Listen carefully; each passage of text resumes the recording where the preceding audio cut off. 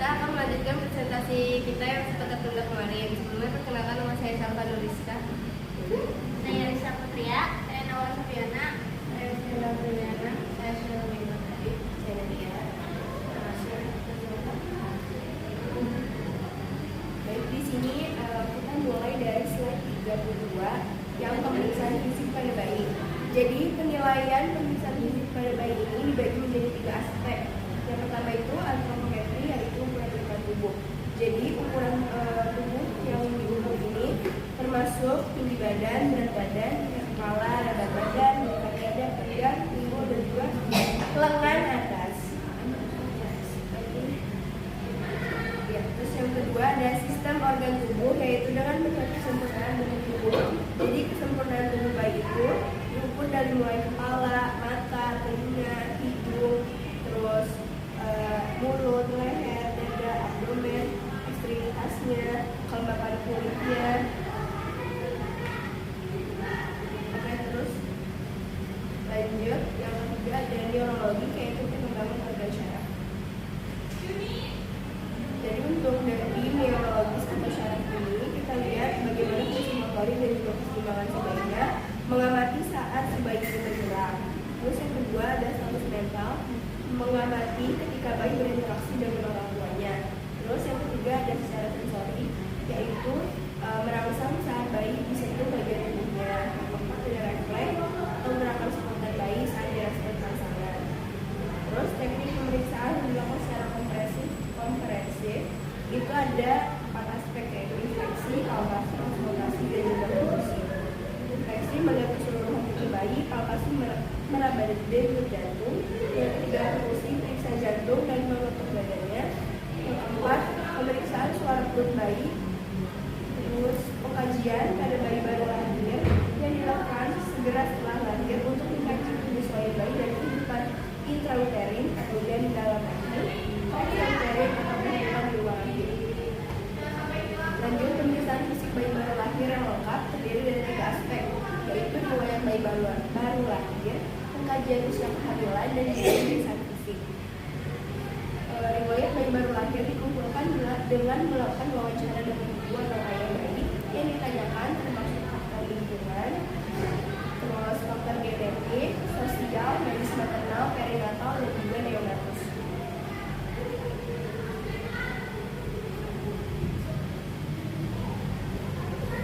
Dari faktor lingkungan kita lihat ibu atau ayahnya ini merokok atau tidak. Terus dari genetiknya, apakah si bayi ini punya riwayat genetik seperti diabetes, hipertensi jantung, ataupun dan sindrom. Yang ketiga ada faktor sosial. Faktor sosialnya ini apakah selama hamil ibunya mendapat dukungan atau semangat dari keluarga atau tidak. Terus faktor medis maternal, si ibu ini punya penyakit kronis seperti diabetes atau jantung, atau riwayat operasi saat hamil. Terus ada faktor perinatal atau pas hamilnya, pernah ada komplikasi atau pendarahan atau tidak, apakah bayinya belum tidak prematur. Terus yang keenam ada faktor neonatolus atau faktor lahir, atau bayi ini ada perubahan warna kulit atau kelainan fisik dan juga struktur tubuh. Terus yang kedua, kajian usia kehamilan mengikuti skala untuk pengkajian usia gestasi atau hari pertama menstruasi terakhir hingga hari persalinan, dan aplikasi pengkajian usia gestasi. Jadi pengkajian usia gestasi ini untuk mengetahui perkembangan janin, dan cara hitungnya itu menggunakan PHT untuk memantau perkembangan kehamilan. Pengkajian usia gestasi ini menggunakan kalender kehamilan. Yang ketiga ada pemeriksaan bayi lahir yang dilakukan dengan melakukan pengukuran antropometri, pemeriksaan neurologi, dan pemeriksaan fisik organ dari kepala hingga kaki. Tujuan pemeriksaan fisik pada bayi baru lahir itu yang pertama untuk menentukan status kesehatan bayi, yang kedua untuk mengidentifikasi masalah, yang ketiga untuk mengambil data dasar agar bisa menentukan rencana suatu perawatan, terus ada untuk mengenal dan menemukan keadaan dan mendapatkan segera, yang terakhir untuk menemukan data objektif dari riwayat perawatan lalu. selanjutnya ada persiapan alat dan bahan yang yaitu periksa, isoter, pengsoron, stetoskop, jam tangan, timbangan bayi, alat ukur panjang, instrumen, pensum 1 pasang, meteran atau 2 cm, stimulus bayi, pakaian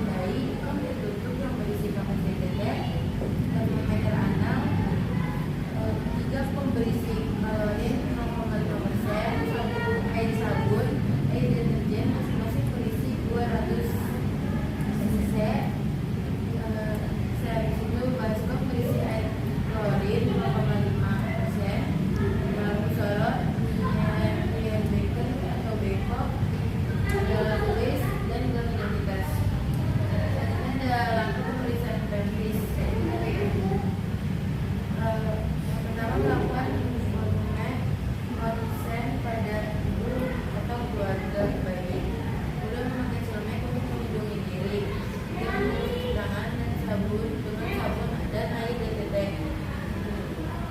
Yang keempat, mengamati dan menilai keadaan bayi, meliputi yang pertama pernapasan, warna kulit tangis bayi, tonus, otot, dan tingkat aktivitas serta dan ukuran keseluruhan.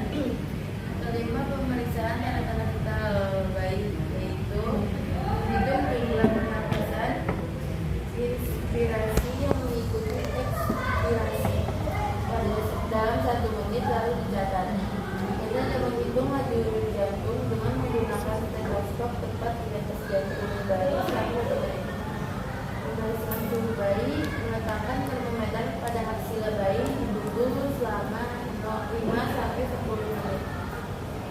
Kita dapat perhatikan air raksa pada skala berapa dan transfusi. Terus ada menimbang bayi, berat badan bayi, itu skala timbangan bayi 4 pada angka 0. Letakkan bayi di atas timbangan dan lihat skala berapa dan catat hasilnya. Kita rapikan dan bersihkan alat yang telah digunakan. Ini ada mengukur tinggi atau panjang bayi. Pemeriksaan meja datar, persiapkan meja datar, letakkan bayi dalam posisi ekstensi, letakkan bayi pada garis tangan alat ukur. Bila alat ukur tidak pakai meter, tidak ada pakai meteran, dan letakkan meteran tepat di tengah. Luruskan lutut bayi secara lembut, dorong seri kaki di setengah penuh dan mendatar pada meja datar berukuran. Lihat beberapa panjang atau tinggi bayi dan berikan angka pada tubuh seperti bayi dan tekan hasilnya. Selanjutnya ada periksa keadaan kepala bayi.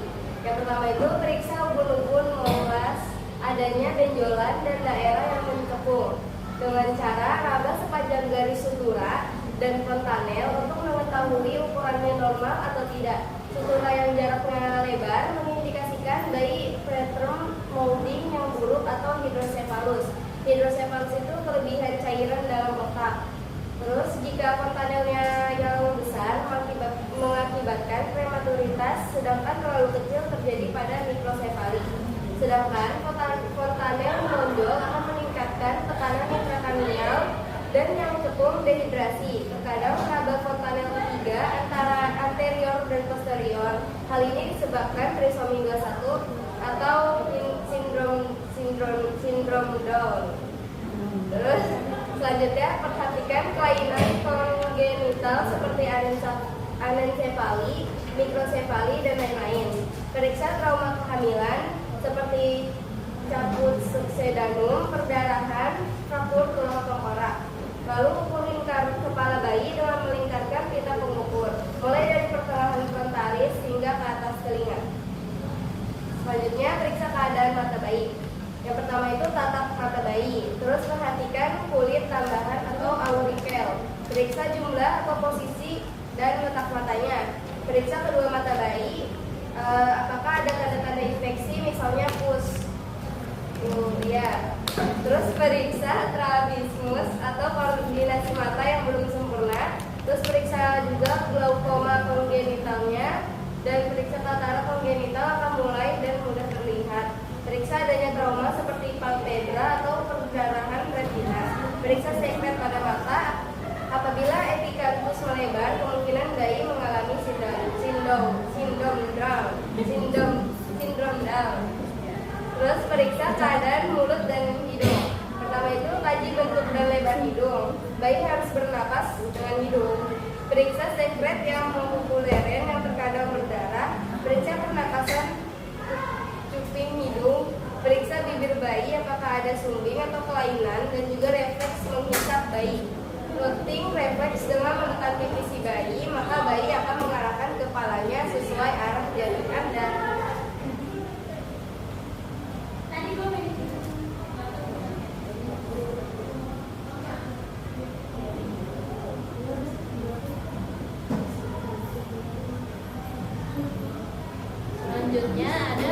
keadaan leher bayi. Yang pertama, leher bayi biasanya pendek dan harus diperiksa kesimetrisannya.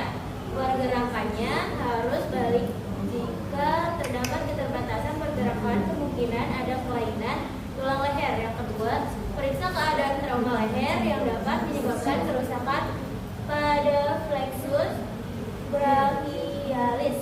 Yang ketiga, lakukan perabaan untuk mengidentifikasi adanya pembengkakan, periksa adanya pembesaran kelenjar tiroid dan vena jugularis. Yang keempat, adanya lipatan kulit yang berlebihan di bagian belakang leher menunjukkan adanya kemungkinan trisomi 21.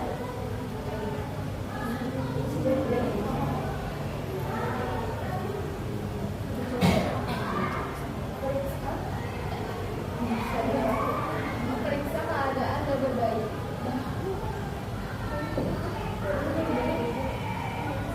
Yang pertama ada pemeriksaan kesimmetrisan gerakan dada saat bernafas.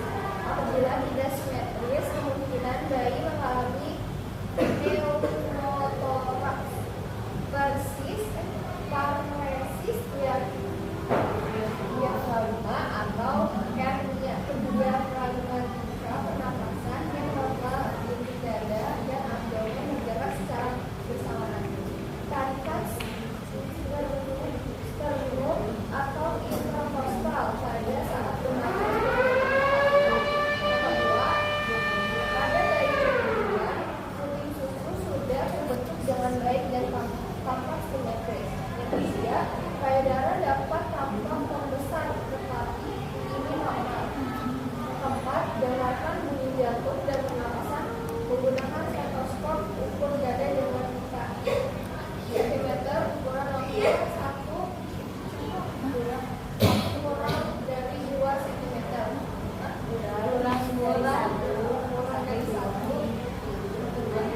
Kurang dari 1 sampai 2 cm dari ukuran. Periksa keadaan bahu, lengan, dan tangan bayi. Yang pertama, kedua lengan harus sama panjang. Periksa dengan cara meluruskan kedua lengan ke bawah. Kedua lengan harus bebas bergerak. Jika gerakan kurang, kemungkinan adanya kerusakan neurologis atau fraktur. Yang ketiga, periksa jumlah jari. Perhatikan adanya polidactyly atau sidactyly. 4. Telapak tangan harus dapat terbuka. Garis tangan yang hanya satu buah berkaitan dengan abnormalitas kromosom seperti trisomi 21. Yang kelima, periksa adanya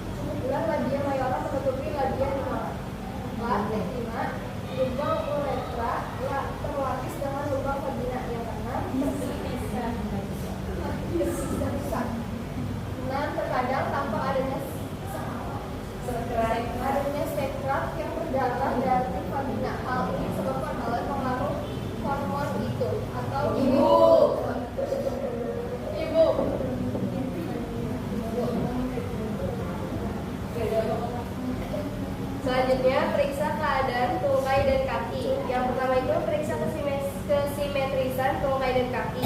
Dengan cara periksa panjang kedua kaki dengan meluruskan keduanya dan dibandingkan apakah panjang sebelah atau tidak. Terus yang kedua tungkai harus dapat bergerak bebas. Kurangnya gerakan berkaitan dengan adanya trauma, misalnya fraktur atau kerusakan neurologis. Ketiga, periksa adanya polidaktili atau sidaktili pada jari kaki. Keempat, gerakan dan jumlah jari untuk menilai refleks Babinski dan walking. Lalu selanjutnya periksa keadaan anus bayi. Yang pertama, periksa adanya kelainan atresia ani atau pemeriksaan dapat dengan memasukkan termometer rektal ke dalam anus. Kaji posisinya. Lalu yang kedua, mekonium secara umum keluar pada 24 jam pertama. Jika sampai 48 jam belum keluar, kemungkinan adanya mekonium plug syndrome, megakolon atau obstruksi saluran pencernaan. Lanjut di sini ada periksa keadaan sumbu. Yang pertama, balikan badan bayi dan lihat punggungnya. Yang kedua, jalankan jari jemari Anda untuk melihat punggung bayi untuk merasakan benjolan pada tulang punggungnya. Lalu ada pemeriksaan keadaan kulit bayi. Vernix tidak perlu dibersihkan untuk menjaga kehangasan kulit bayi. Warna kulit, pembukaan atau bercak-bercak. Amankan dalam bayi, mengelor atau tidak hijau dan sama